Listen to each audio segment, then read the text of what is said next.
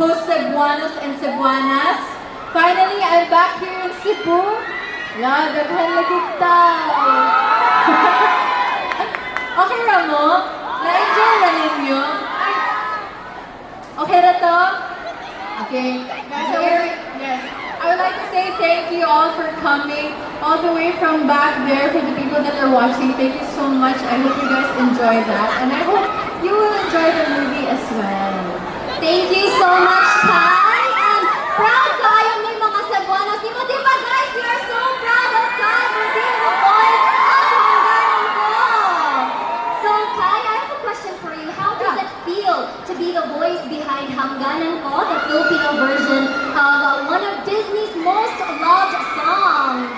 Yes, syempre, grabe din ka-honor para na ako. Kasi I was just a simple girl here in Cebu. Maglakaw-lakaw rigid ko din sa seaside doon na mag-skating ko din with my friends. And now I'm able to sing the Filipino version of How Far I'll Go in front of all of you in my motherland, Cebu. Kaya, grabe kaayo, nakakataba ko ng puso. Wow, that is so nice to hear. And which part of Moana's journey resonates with you the most? I would say we're pretty similar in terms of upbringing. We were brought into, I was brought up with I was laid out my options and I had that options. Pero ako, I went to go on and chase my dreams. Therefore, I'm very happy to be here because I chose to choose my dreams and perform in front of all of you guys. So thank you so much for being a part of my journey. That is truly so beautiful. And was there a lyric from Hangganan ko that spoke to you while recording it? Of course. Syempre kasi the lyrics are now translated to Tagalog.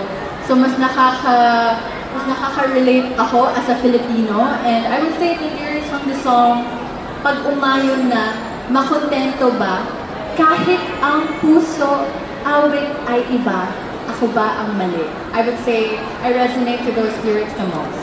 Wow, that is very beautiful indeed. And last but not the least, without giving away any spoilers, what are you most excited for audiences to experience in Disney's live-action Moana? I actually just watched the movie yesterday for the first time.